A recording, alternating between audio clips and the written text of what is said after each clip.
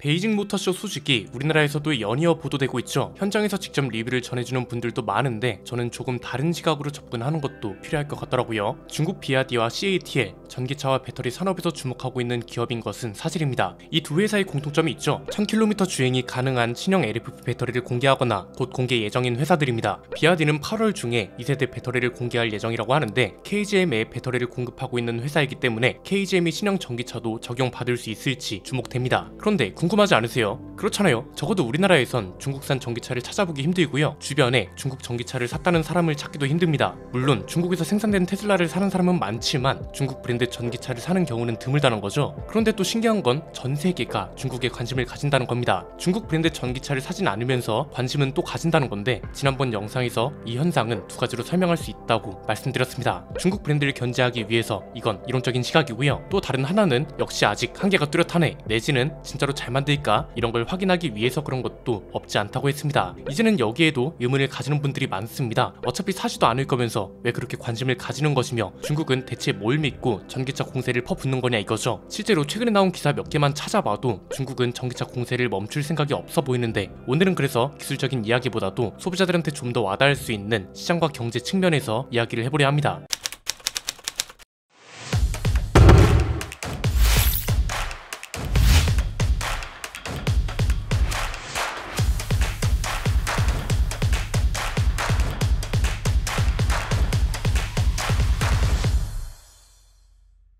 한국 경제 성장률은 저성장 국면에 들어선 지 오래입니다. 이건 뭐 누가 잘못해서 그런 게 아니고요. 원래 그런 겁니다. 우리나라 경제 성장은 한마디로 고도 성장이었습니다. 일반적인 경제 성장 지표를 설명할 때 한국은 예외라는 설명이 붙는 이유이기도 한데요. 우리나라뿐만 아니라 서유럽이나 미국, 일본도 산업화 초기에는 성장률이 높았다가 산업 사회에 본격적으로 진입한 뒤에는 성장률이 하락했습니다. 경제 성장을 결정짓는 요소로는 크게 세 가지가 있습니다. 노동과 자본, 그리고 기술이 대표적입니다. 노동력이 있어야 제품 생산이 가능해지고 자본이 있어야 새로운 기술을 연구하고 생산 능력을 고도화할 수 있습니다. 그리고 기술이 있어야 돈을 벌 수 있는 제품을 만들 수 있습니다. 전 세계적으로 전기차 시장은 고도 성장 국면입니다. 지금은 노동과 자본, 기술력이 뒷받침되는 국가와 기업이 걸러지기 시작했다고 볼 수 있는데 중국은 이 세 가지가 다부기가 되고 있다는 게 문제인 겁니다. 저렴한 노동력 덕분에 글로벌 기업들이 중국에 공장을 짓는 거고요. 자본은 이제 돈만 있는 게 아니라 배터리 광물과 같은 자원들도 중국한테는 자본력이 됩니다. 그리고 기술 같은 경우는 갑론을박이 가장 많은 부분이잖아요. 그냥 간단하게 정의하면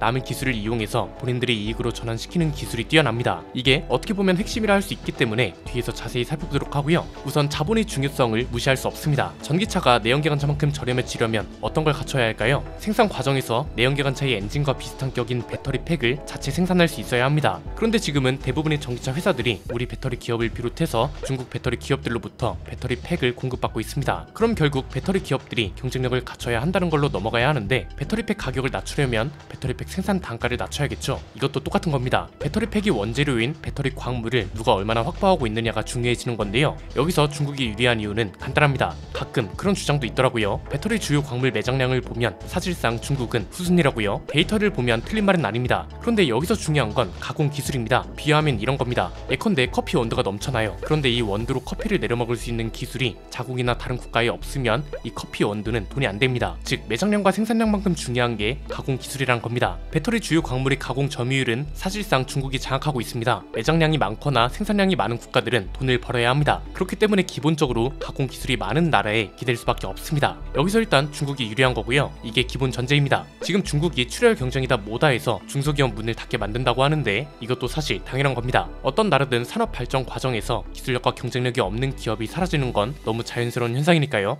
이 이론이 그대로 전기차 생산과 판매에도 적용되는 겁니다. 광물 생산량은 배터리팩에 해당되는 거고요. 광물 가공 기술은 전기차를 만드는 기업이 되는 거죠. 생산량이 많은 국가가 광물 가공 기술을 가진 국가에 의존하는 것과 똑같다는 건데요. 배터리팩을 생산하는 기업이 전기차를 만드는 기업에 의존하는 건데 다만 여기에는 아주 결정적인 차이가 있습니다. 중국은 광물 가공에 해당하는 전기차를 생산하는 기업도 가지고 있고요. 해외에서는 다른 기업을 이용한다는 게 중요합니다. 중국 전기차 기업들은 사실상 중국 내수 시장에서만 팔아도 충분히 돈을 벌 수 있다는 게 크고요. 해외 시장에선 벤츠, 볼보, 폴스타, 르노, 테슬라, 현대기아차 이런 글로벌 자동차 기업들이 파트너사가 되거나 심하면 아예 지분까지 먹어버리는 거죠. 아주 극단적인 예로 전 세계적으로 전기차가 망하고 하이브리드 차가 대세가 되더라도 중국 내수시장 판매량만 있어도 중국 기업들은 충분히 자생이 가능할 겁니다. 이미 어느 정도 그런 측면이 있기도 하고요. 그래서 저는 오히려 기술력에만 집중하는 건 위험하다고 보는 겁니다. 전기차를 만드는 기술력, 이건 중국이 아직 글로벌 자동차 회사들을 따라가기 힘들 수도 있습니다. 눈에 보이는 거 흉내는 아주 잘 낼 수 있죠. 그런데 이게 제품만 잘 만든다고 되는 건 아니잖아요. 몇 년이 지나야 검증할 수 있는 내구성 문제도 무시할 수 없고요. 고객 컴플레인에 대처하는 방법, 고객 관리 방법, 서비스 이런 것들은 일종의 노하우고 시간이 흘러야 터득할 수 있는 것들입니다.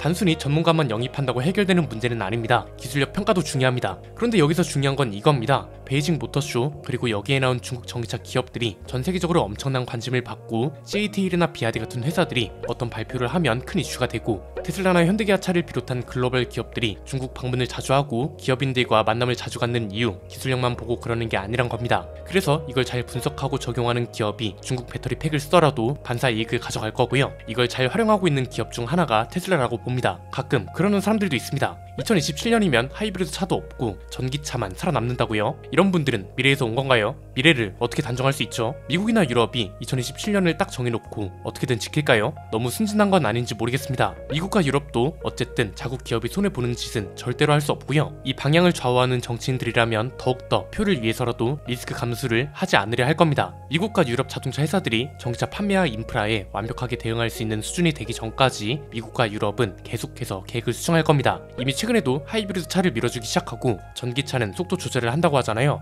언제 무엇이 확실하게 없어진다 이런 건 장담할 수 없습니다. 이걸 확신하는 건 나는 편해서 괜찮은데 뭐가 문제냐? 제발 전기차 타지 마세요. 나만 타고 다니게. 이런 댓글을 쓰는 것만큼 한심하다고 봅니다. 국익에도 도움 안 되고 제조사한테도 도움 안 되고 그렇다고 같은 소비자들한테도 도움이 전혀 안 되는 이기주의 그 이상 그 이하도 아닙니다. 기술력만큼 중요한 게 시장과 경제라고 보거든요. 이게 반대로 말하면 우리가 중국 브랜드 공세에 진짜로 대응해야 하는 것들일 수도 있는 겁니다. 그래서 차를 구매하는 우리 소비자들뿐 아니라 친환경차 정책을 펼치는 정부나 정부 기관에서도 이런 전방위적인 것들까지 고려해서 치밀한 사업 계획을 이어갔으면 하는 바람입니다. 그간 많이 말씀드렸듯이 많이 늦은 측면이 없지 않습니다. 오늘 내용은 여기까지입니다. 내용이 유익하셨다면 구독과 좋아요 알림 설정 부탁드립니다. 지금까지 저는 안피디였습니다. 감사합니다.